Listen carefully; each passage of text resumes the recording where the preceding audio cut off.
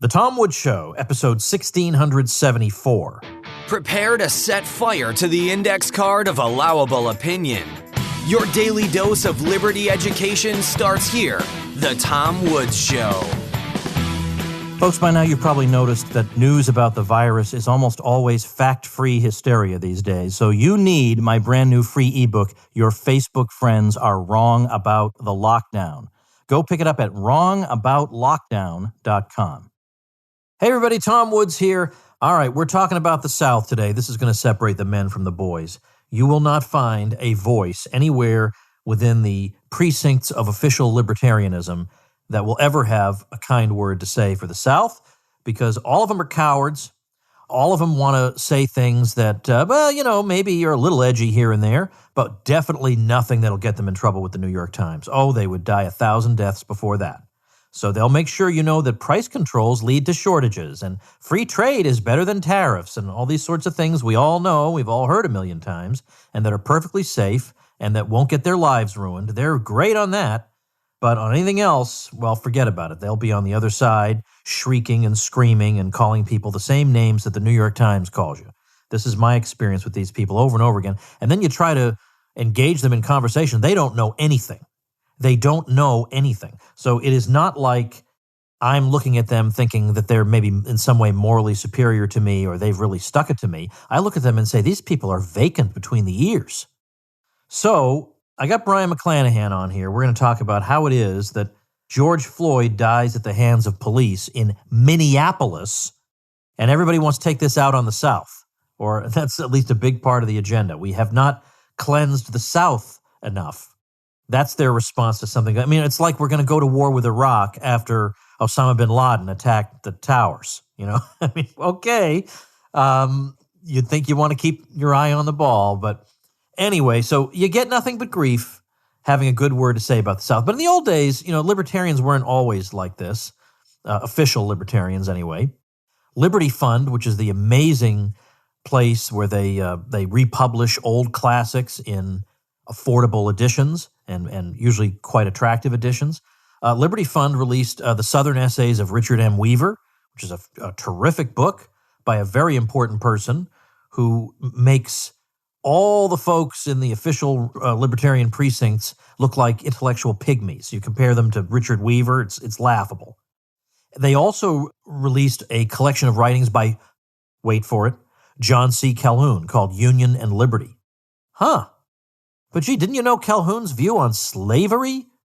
Well, how about that? They thought that Calhoun nevertheless had something valuable to say, as did countless European observers who thought that Calhoun was pretty much the only interesting thinker the United States ever produced.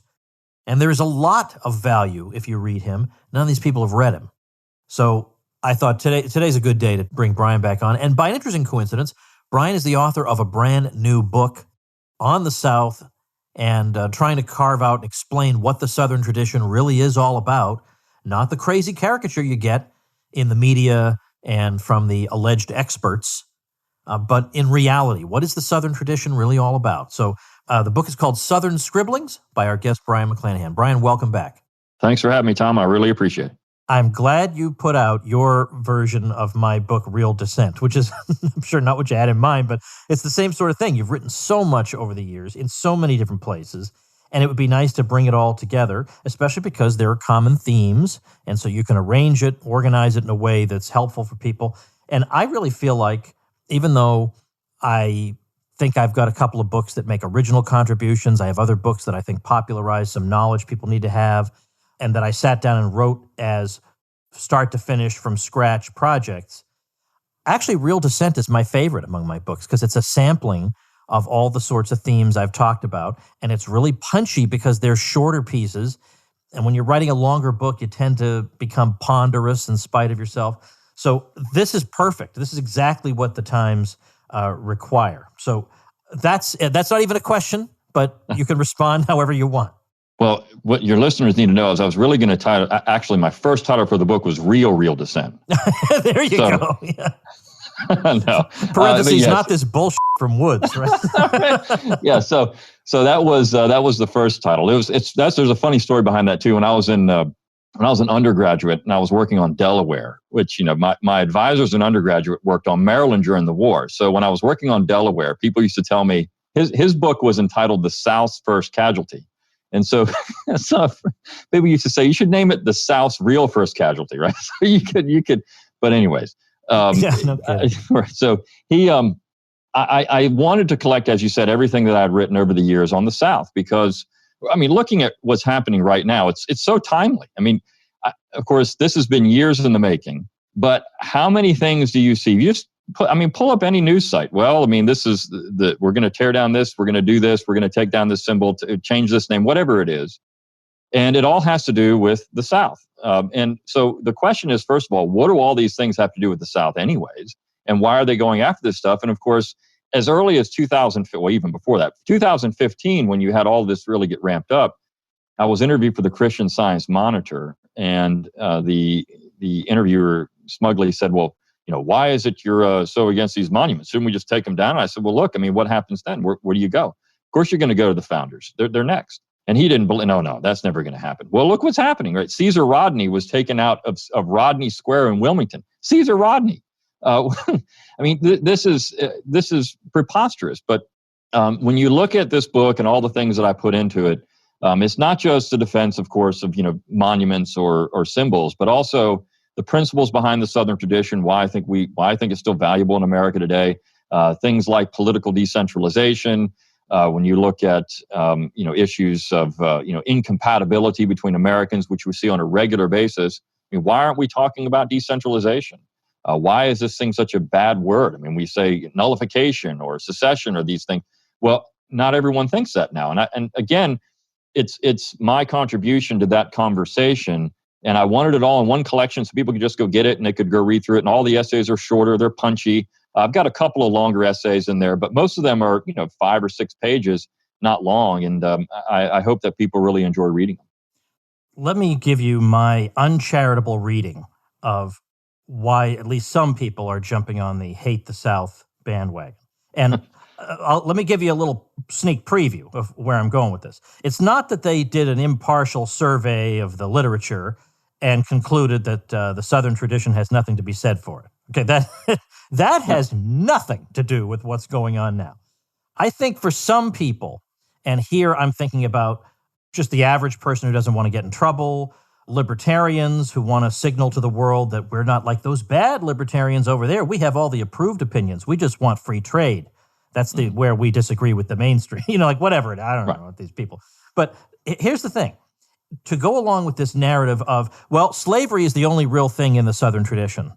The only way to go along with that is to basically not know anything. But not knowing anything is easy. It requires no effort. Mm-hmm. Whereas actually knowing something about Southern history involves effort, and once you exert that effort, you're going to be hated if you spread anything you learned. So there really isn't a heavy incentive for people to do it. It's much easier to just, assuming most Americans don't know anything, and on this subject they absolutely do not, just assume nobody knows anything and then posture morally in public by just denouncing the South, because that doesn't require any study. It doesn't require any work, and you get praised and lauded by everybody. Whereas the path you've taken involves a lot of study and being reviled. Well, that's not very attractive to a lot of people. I honestly think it is flat out cowardice and laziness on the part of a lot of people. Well, you're exactly right. And my path down this direction, I didn't start out thinking the things I do. You and I have talked about this before on your show. But plus, you were born in Delaware. Right. Right. How did you come to the position? Well, it was because I read stuff, and I thought, well, my gosh, wait a second here. If I'm going to be this conservative, you think back to your progression through your political views, and we started as conservatives. Well, we talk about limited government. And then you go out and you read, well, the limited government people love Alexander Hamilton, or they love, limited government's good as long as the other side is doing something we don't like. But as soon as we get in power, we're going to do everything we want, and we're going to use big government. And so you start thinking about these things, and who are the real limited government guys, at least in the antebellum period? We can get into debate as how limited government the Confederacy was, but that's a whole nother monster. But leading up to it, when you look at Abel Upshur and St. George Tucker, and of course the Jeffersonians and all these people and what they said about these things, Nathaniel Macon, the old Republicans, how do you not start John Taylor? How do you not admire those people over time when you start reading what they said? And so you're right. Once you open that up, well, you open up the Pandora's box. But once you start saying, hey, you know what? I think Abel Upshur had something valuable to say. Slavery, right? I mean, you've done the zombie. Well, that's just slavery. That's all he had to say. Or I think St. George Tucker was pretty spot on with this. Well, yeah, but he was a slave owner.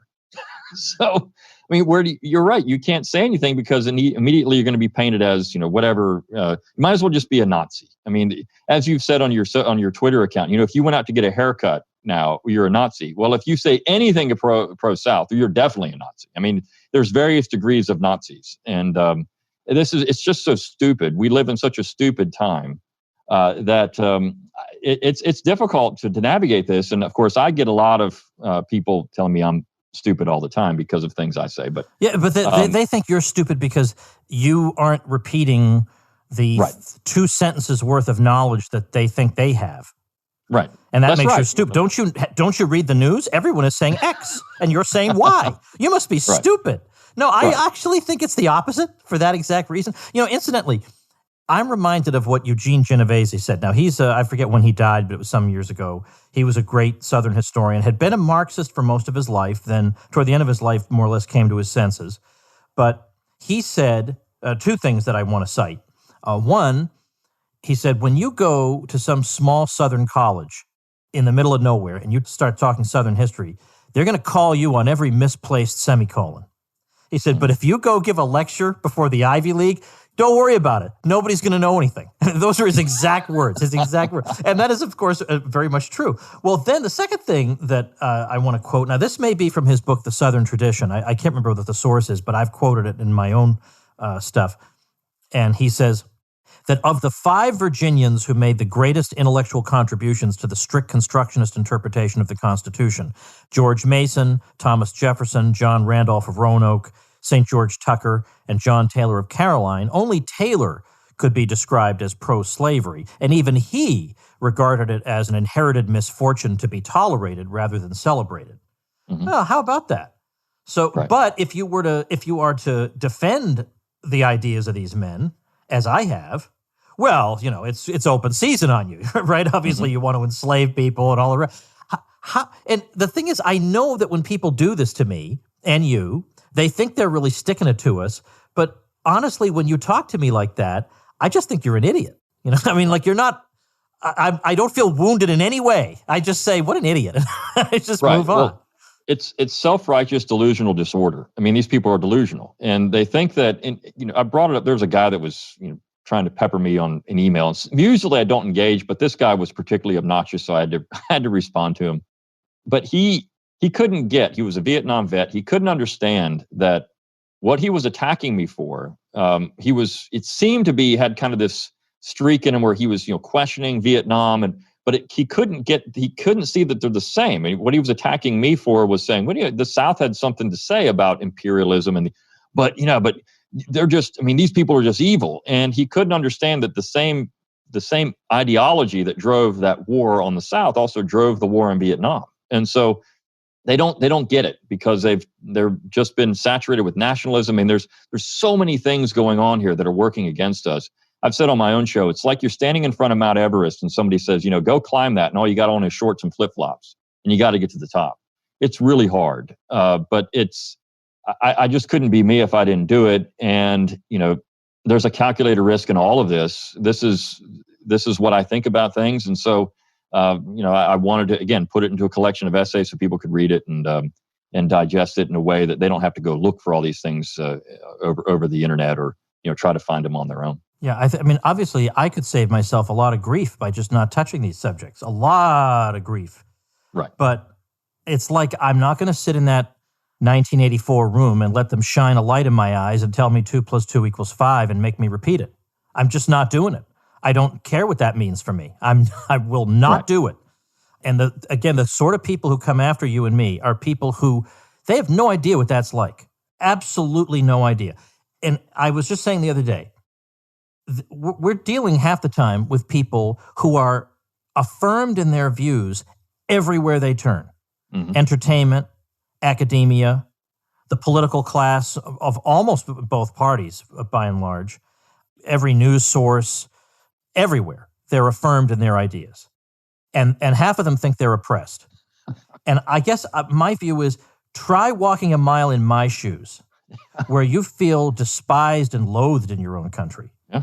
Where, if you weren't a firebrand like me, you'd be afraid to say anything about what you believe, about almost anything, a lot of important topics. Mm-hmm. You don't dare say anything. Try being that person where you're actually reviled by all the influential people. None of these people could take it. And yet they're gonna lecture me for being backward or stupid. At least I have some stones. Now, having said that, let's get into what will be the quite understandable initial objection, Brian. And of course, it's one that you've had to talk about quite a bit, and that there's no cartoon answer to it. Mm-hmm. But people will say, look, why do we need a Jefferson Davis statue, for example? Because after all, he led a country that was based on slavery. Mm-hmm. And you may come back and say, well, you can't single him out because George Washington and Thomas Jefferson also led a country. Yeah, they want to topple those statues too. Right. So that argument doesn't work anymore. So, I mean, you have to address that. Right. So, and it's not easy to do briefly because you've written so much about it, but how do you? Well, I mean, look, we'll go with Taylor Swift. I'm sure you've seen recently here. She said she doesn't want to have any monuments in America dedicated to races. So we got to take down Confederate monuments. Now, think about how stupid that statement is to begin with. No monuments to racists. Well, but only Confederate monuments have to come down. So why don't we go after the Lincoln Memorial? Look, amazingly enough, I'm sure you saw, but it was actually graffitied during all the mob protests and everything. Somebody put graffiti on the Lincoln Memorial, which was fantastic. So if we're going to take down everything to racists, well, yes, we need to take down everything then. But when you look at what these men represented, and I'll go back to Booker T. Washington for a minute, because Washington was asked, of course, if you don't know, I'm hoping your listeners know who Booker T. Washington was. Oh, they do. Yeah, they do. Okay, right. But when Washington was asked at one point, and of course, Mises being in Auburn, the town over from Auburn is Opelika, Alabama. Opelika, Alabama has a Confederate monument in it. And Washington was asked, would he help raise money for this Confederate monument? And he wrote back and he said, yes, I will help you raise money for the monument. Why? Because the South should have memorials to its greatest people and the people of its greatest character. And I'm paraphrasing, but essentially that's what he said. And so when you look at Jefferson Davis and you look at who he was as an individual, and beyond just the president of the Confederate States or Robert E. Lee, or you take the people that have been memorialized in these statues, and we can quibble with some or the other. I mean, look, should this person have been there, this person, or whatever the case may be? But these people were recognized across not just the South, but also the United States as important Americans. I mean, Jefferson Davis was the Secretary of War. I mean, the Capitol building would not look what it does today without Jefferson Davis. So Jefferson Davis was not just an important man in the South, he was an important man in America. And when you look at the principles for which the Confederacy fought, which is self-determination, that is an American principle. We can talk about why they did it or why they didn't do it or why they fought, but the whole idea of self-determination is purely American. Now, as far as the South fighting for slavery, that would mean the North was fighting against slavery, which we know they weren't. Not in 1861. We know we had two slaveholding republics fighting each other. There were still slaveholding states in the Union. There were still people that were anti-Black in the Union. There were still racists in the Union. So we had two racist slaveholding republics fighting against each other for union, not for any other moral reason. In fact, I loved it when Michael Malice tweeted the other day that the last time Atlanta had, again, I can't remember exactly how he said it, but the last time Atlanta faced any kind of burning was when a bunch of white supremacists came down and occupied it. And of course, he's talking about 1865, right? Sherman's March. So, I mean, this is funny. And it was a funny quote. And I think it most people didn't get it. It went right over their heads, but it was hilarious. And that's where I would say, well, look, I mean, if we know you want to take down Washington, I mean, the attack is not just on the South. It's really on Western civilization. It's on the core principles of America. It's pro-power. It's pro-centralization. It's to get what they want. And as you said, if you stop with Davis, we won't stop there. They'll go with Washington. They'll go with Jefferson. So why should we memorialize these people? Well, because they represent the best of American society, and that would be self-determination. to its core, I think that's the thing that always attracted me to the Southern tradition and that founding period as well. I mean, it's that patriotic spirit that is real patriotism, not nationalism. Southern history and the Southern tradition are not, let's say, held up for sympathetic examination by pretty much anybody these days, because the conservative movement couldn't care less because, frankly, they don't know anything and they're happy not knowing anything. Again, it would be like actively trying to acquire a bad habit. Like, you know that the bad habit is going to do you no good. And imagine having to make an effort to bring about that bad habit. Why would you do that? Mm-hmm. Well, likewise, again, standing up for the South isn't going to bring you any professional plaudits. It's only going to make you a pariah. So, and I have to do extra reading to figure it out. Forget it. Right. It's not going to happen. So the conservative movement, hopeless. The neocons, because of their left-wing streak, are completely hopeless. So it's really just a very small group of people, scholars like yourself, who are even trying to challenge the narrative on this. And yet the people who oppose it, again, they act like the whole country is white supremacist with systemic racism everywhere. And like the whole country favors Confederate statues. I don't see that. I mean, you and I actually are besieged. You know, I wonder how these people would react if they actually were besieged. You know? Right. I mean, it's the boogeyman, right? I mean, you have to have the straw man to knock over the boogeyman. It's supposedly every single historian in America teaches that Confederate statues should stay up. And that's you would believe that if you believe the left narrative that, I mean, these things, they're just symbols of all of our oppression. They have to come down. They've been up here for so long. Everybody supports these things. We're fighting against the man. Really, you're going along with the crowd at this point. I mean, there's nothing out there, and that's because of a natural inclination to want to be liked and not to have to go against the grain.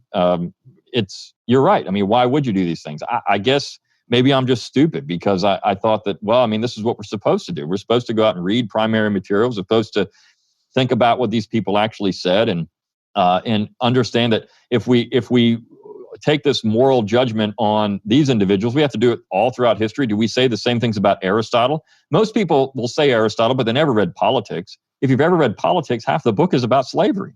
Right? I mean, it really is. And so, but we still teach that book and it's okay. So why can't we do that? And why can't we find something valuable, what is true and valuable in the Southern tradition outside? I'm not pro-slavery at all. That's what people think. Well, because you say, I hate slavery. I mean, it's not something that I would ever want anyone to go through or be part of. But because I see value in some other things that they say, there's things that are important to teach America, and not just America, but Western civilization, about these great individuals who did things that, frankly, most Americans nowadays would be too cowardly to do. Can you imagine anyone? I mean, there are people that would do it, but most Americans, can you imagine most Americans even thinking about saying, you know what, we're just going to leave the Union now, and we're going to vote to do it. We're not just going to say it on Twitter. We're actually going to go do it. We're going to go down. We're going to elect a convention. We're going to send people there. They're going to vote for it. And then we're going to leave and we're going to tell the general government we're not paying attention to you anymore. Can you imagine most Americans doing that? I can't. So that's pretty remarkable. Or can you imagine the founding generation doing the exact same thing? We're going to tell the greatest military power in the world to stick it. And we're going to have our own government here, our own 13 governments. Then we'll get our own little central government later on. But we're going to do that. These are men of action. And I think that's always been the attractive thing about it for me. They put their money where their mouth was, and they certainly believed in principles enough to go do what they said they were going to do instead of just being, a Twitter tough guy. And I think that's remarkable. And so I don't know. You're right. Why would you do this if you just weren't a glutton for punishment? I think because there's something to be said for this, and eventually people come around to it. I will say this, even though it seems like, we're climbing Mount Everest with no equipment, there are more people now that come to us, and I'm sure you get it too, that said, gosh, I didn't know anybody else thought like this. I've thought like this for a long time. I didn't know anybody thought like this, and finally somebody's saying something about it. Or even think about Michael Bolden, who does great work at the 10th Amendment Center. Michael Bolden just kind of came around to this, and how many more people are talking about decentralization now because of some of the things we do. And it's remarkable. We've got more traction now than we ever had. And I think that's because there are people waking up, and the internet's the great leveler, and all the things we do, the podcasting and writing. And so hopefully we'll get more people over time. It's just the academics, I think, are a lost cause. When Virginia and Kentucky in 1798 made clear their displeasure with the Alien and Sedition Acts and their intention to refuse to allow their enforcement. This became known as the Principles of 98, and at the time, the New England states in particular made it seem like this was a series of peculiar ideas that these weird Southerners had cooked up. But not 10 years later, those New Englanders were very happy to refer to those ideas when they wanted to object to the embargo of Jefferson, unconstitutional searches and seizures. Daniel Webster wanted to oppose any possibility of a military draft during the War of 1812. There were arguments for free trade that wanted to use the Principles of 98. All kinds of issues all over the place. So it goes to show that a lot of times for people, a lot of times people are just not principled. Mm-hmm. It's just, if it's a cause I care about, then sure, we can resist it. We can resist opposition to us at the federal level.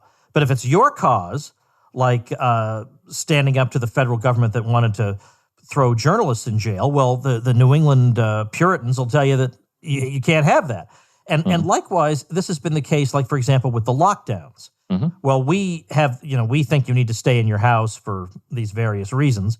And then all of a sudden, when the George Floyd death occurs and everybody goes outside, you actually had healthcare professionals saying, fighting white supremacy is a public health issue. So we need to go. So now your grandmother, you would have killed your grandmother if you went out 3 months ago. But you know what? The old hag has had 3 solid good months now. She's had a pretty good run. Right. And now the cause is important enough that we ought to make her a martyr for it.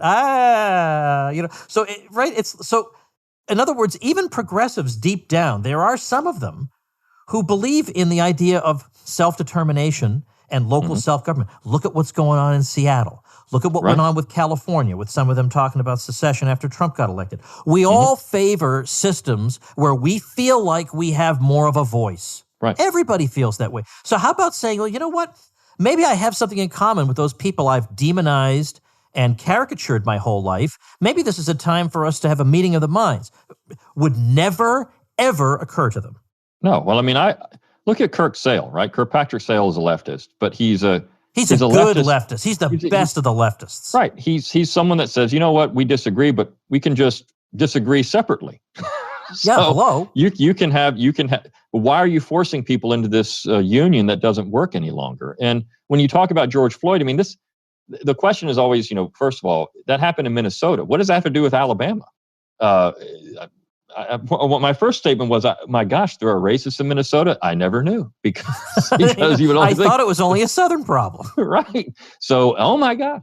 But what does this have to do with Alabama?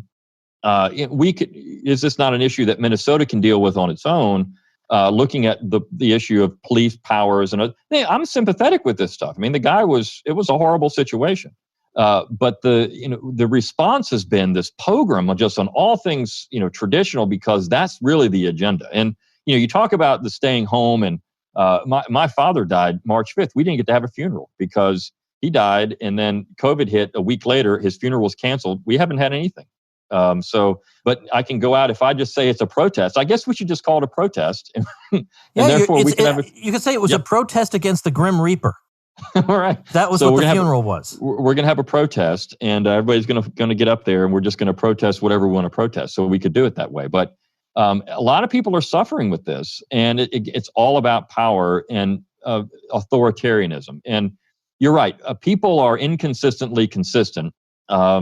And the interesting thing, you bring up 1798. One thing I can't remember if I talked about in the book or not. I think I did somewhere. I've said it many times in many different areas. But, when you look at nullification, it didn't start in 1798. This is exactly what New England was doing during the Suffolk Resolves. They called it that. They were doing it with the Stamp Act. They were talking about, we're just going to nullify that law because we're just not going to pay attention to it here in New England. Virginia would do the exact same thing if the center in Richmond came up with a law that they didn't like. Well, they just wouldn't enforce it in the courts. So, I mean, that's nullification. It's the American way. It's not. We don't live in a French unitary state where the king is the state and they do everything is centralized. We live in a society, a political society that often works from the bottom up. And so, this is something that people, I think some people are starting to come around. Candace Owens actually came out and said, maybe we just need to secede. Maybe we need to give like the left a few states and they can have that. And then we can have the real America. Well, that's a great idea. I think that's wonderful. And I think if leftists would just really figure this out, that, maybe the problem is not what happens in Minnesota if I'm in Alabama or in Alabama if I'm in Minnesota, but maybe the problem is right here. And if we could get our own progressive utopia, which I thought Minnesota was supposed to be that anyways, we could have, something that's beautiful and reflects what we want in society. And I'm all for it. You take it, Minnesota, I'm going to live somewhere else because I don't want to live in that. But that would be the most agreeable and peaceful thing to do. And I think, again, that's what always attracted me to this, the idea that we can have these different states. And this is how the founders sold the Constitution. You still have all your differences. You can have all that. We just are going to be unified for commerce and defense, and that's it. And we'll move on from there. All right, a couple more things. We did a whole week together, you and I, Brian McClanahan week some time ago.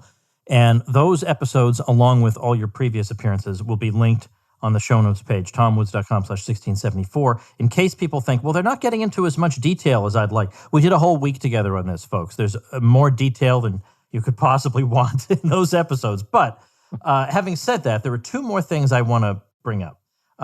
One is Robert E. Lee, because for a long time, and it's, by the way, it's funny when you look at Lincoln's attitude and the attitude of a lot of Northerners after the war was quite conciliatory, where basically the attitude was, we'll admit that Reconstruction was a fiasco, and you admit that slavery was wrong, and they did, and then the attitude was that there was a lot to be admired about the South. That this is not a cartoon of angels and devils. There were things to be admired about the South, such that Winston Churchill admired Robert E. Lee. All the presidents, Eisenhower, Kennedy, Johnson, Nixon, Ford, even Ford, I think, which, how's that possible? Carter. He pardoned you. He pardoned Lee. Yeah.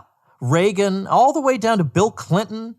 But now suddenly, even that can't be allowed anymore. Like this was like at least the Southerners could say we had Robert E. Lee and everybody realized he was an honorable man. But now they can't have even that. And you have a chapter in here called Robert E. Lee versus Twitter historians. Right. That sounds like a headline I would have come up with. Yeah, it's one of the best chapters in the book by far. And what I did, there was this piece in the Atlantic, the myth of the kindly General Lee. And if you go on social media, you'll see it it comes around about once every month. Somebody posts it somewhere. And this is the definitive refutation of the fact that Lee was a good man. And basically what they did is they took, there was a book by Pryor entitled Reading the Man. And they took this book and they ran with some of the things in it. And they talk about how Lee was a vicious slave owner who ordered that some runaways that he had recaptured be whipped and brine poured in their wounds, that he, of course, was a traitor. You can't get around that. He's a bad general. He was just an awful guy. He had a foot fetish. All these weird things about Lee that, this guy just wasn't very good. You shouldn't admire this guy at all. He was just a miserable man. And what I did, he favored the KKK. These are the things they're used. So what I did in this particular piece is that, okay, well, let's take this piece and I'll go back and I'll look at all the arguments and then I'll look at the primary source material and see if there's anything to this, right? So of course I knew there wasn't, but I was just going to do it in a very, very academic way. So one part where they talk about the slaves, this is a big one. Lee had, after his, he assumed the estate of his wife's father when he died. And of course, that's the Custis family, who was, of course, related to George Washington, right? So by marriage, Washington marries Custis into the Custis family. And so Washington did not have his own children. And so all of his wife's, Martha's children became his children and then grandchildren and great-grandchildren on down the line. So that was the affiliation. So Lee had to manage the estate. And at one point, when he took over the estate, the slaves in the Lee estate were not required to work at all, which, because they were promised their freedom. And so they weren't. So Lee had to get the estate solvent. And he had to get it to where he could sell it. He could liquidate it, but it had to be in a point where it had to be solvent. So he said, okay, well, we have to get it working again. So he actually made some of the slaves work. And of course, this is seen as barbaric. And looking at slavery, of course, is terrible. I mean, to be in that situation, Lee actually calls it his miserable legacy, all the things he had to do here to try to get the estate solvent. So I acknowledge, I mean, Lee was doing some things that we in the 21st century would say, I mean, that's not good, right? I mean, but you also have to understand he's trying to adhere to the guidelines of the will to do things that the will was telling me how to do. Well, one particular case, a couple of slaves ran away. They were recaptured.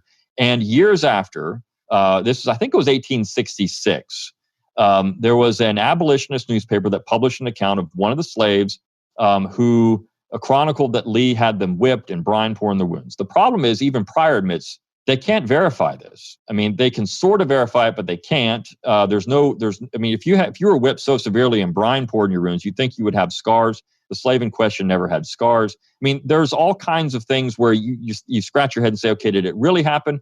Possibly. Is it conclusive? No, but it's shown as conclusive evidence that Lee had this done. He denied it publicly and privately. And so this is one of the things where I said, okay, well, the evidence doesn't meet what people are saying about Lee. I mean, could it have happened? Certainly. We weren't there. We don't know. But the evidence, when you look at the evidence, it's very hard to say that it conclusively happened. But it's shown as it's conclusive. I mean, this is it. It's proven because somebody said it happened. The other thing was, of course, Lee, and this is my favorite part, where Lee is supposedly turning a blind eye to the KKK when he's at Washington University there before it became Washington and Lee. He's the president of the college. And there was one student. This is the overwhelming evidence that Lee supported the Klan while he was the president of Washington College. Because one student wrote a letter to his mom saying that there was a Klan chapter on campus, and Lee turned a blind eye to it. Now, the faculty minutes actually say that Lee addressed this, and they expelled students who engaged in these kind of things. But one student. So my question is, when did one student become overwhelming evidence of anything? But this is where we are in 21st century historian talk. So that's why I said it's the Twitter historians, because they sit there and put this stuff up there, all these platitude slogans based on this article, based on Pryor's book. But even she admits at times that she can't prove much of the accusations that were being made against Lee. And it's hogwash. I mean, the whole thing is simply, again, 21st century virtue signaling, moral self-righteousness that really doesn't fit with the historical record. So that is one of my favorite pieces. And I go through the end of that piece and I say, what can we actually say about Lee? It's these things about Lee, and you can read it. But these are the things we can say about Lee.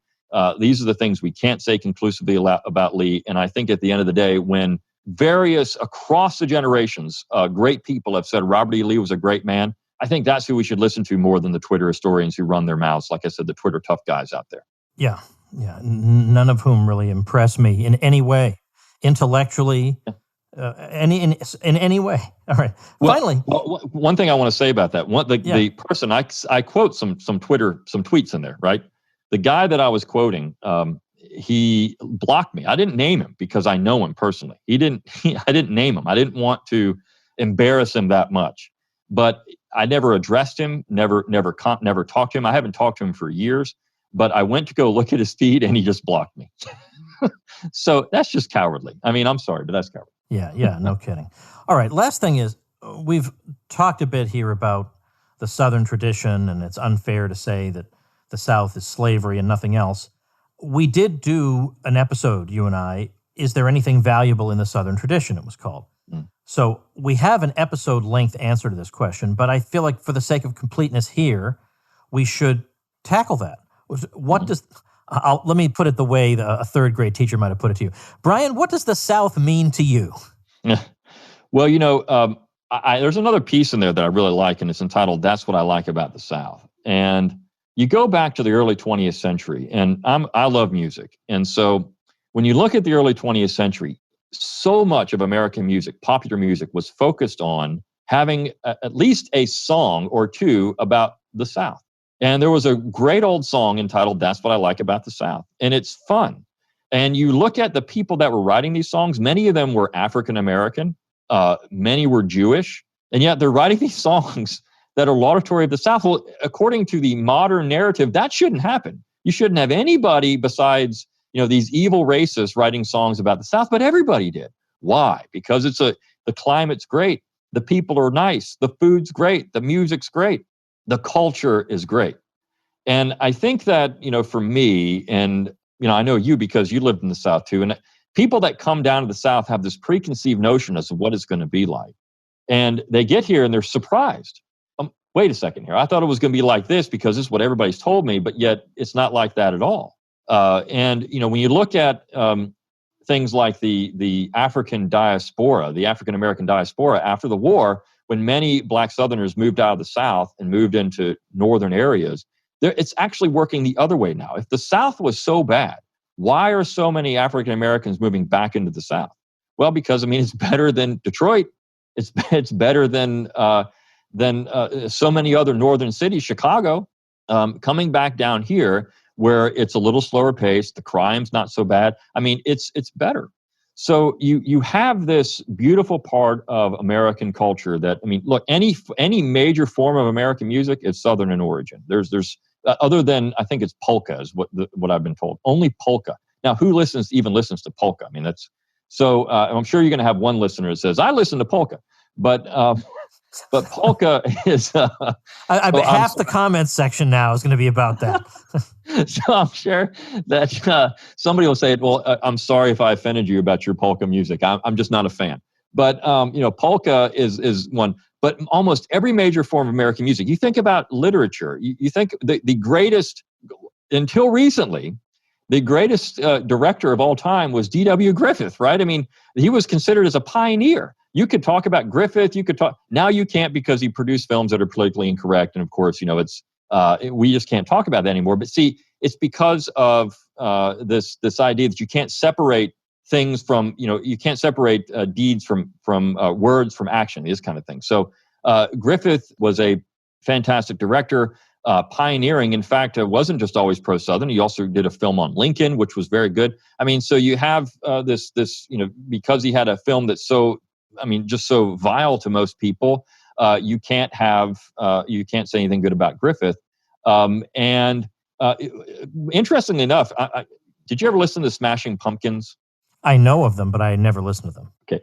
They have an album entitled Gish. And Lillian Gish, it's named after Lillian Gish, who was the primary actress in almost all of D.W. Griffith's films. Now, I wonder why nobody's going, and she was, big, she and Griffith were good. I wonder why nobody's going after that album and saying you got to change the name, because that's now, that's a non-PC. You can't have somebody that was named after this horrible person in all these racist films for a left-wing band to have an album named Gish.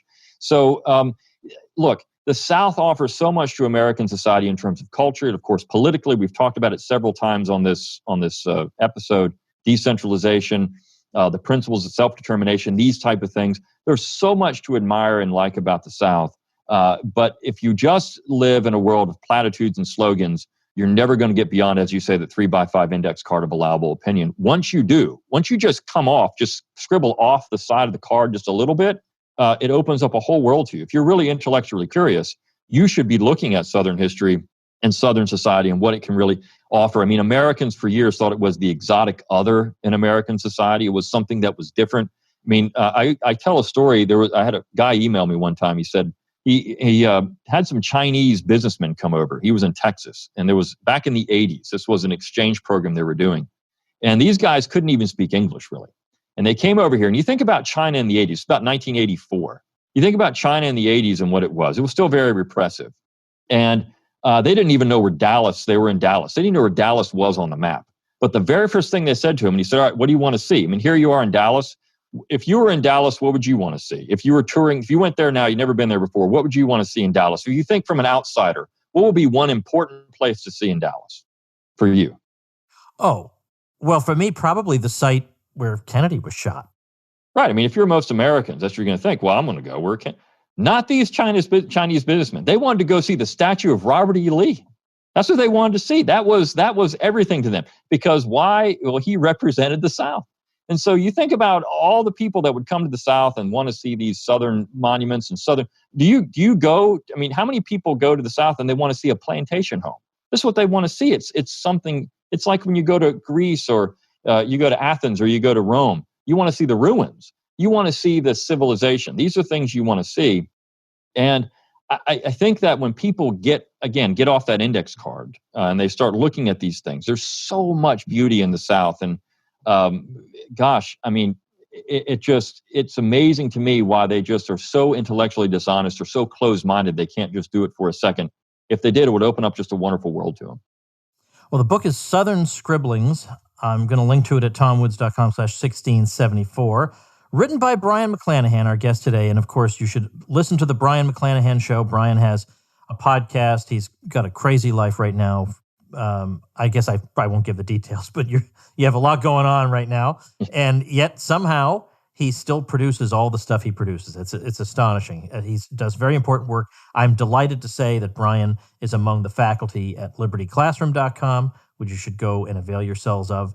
But definitely pick up Brian's book, linking to it on the show notes page. Brian, thanks so much. Hope to see you next month sometime.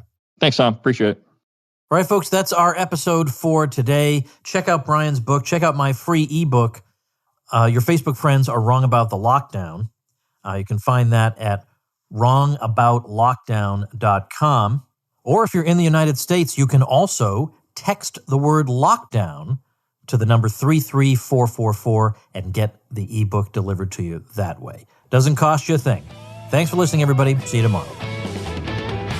Become a smarter libertarian in just 30 minutes a day. Visit tomwoods.com to subscribe to the show for free, and we'll see you next time. Like the sound of The Tom Woods Show? My audio production is provided by Podsworth Media. Check them out at podsworth.com.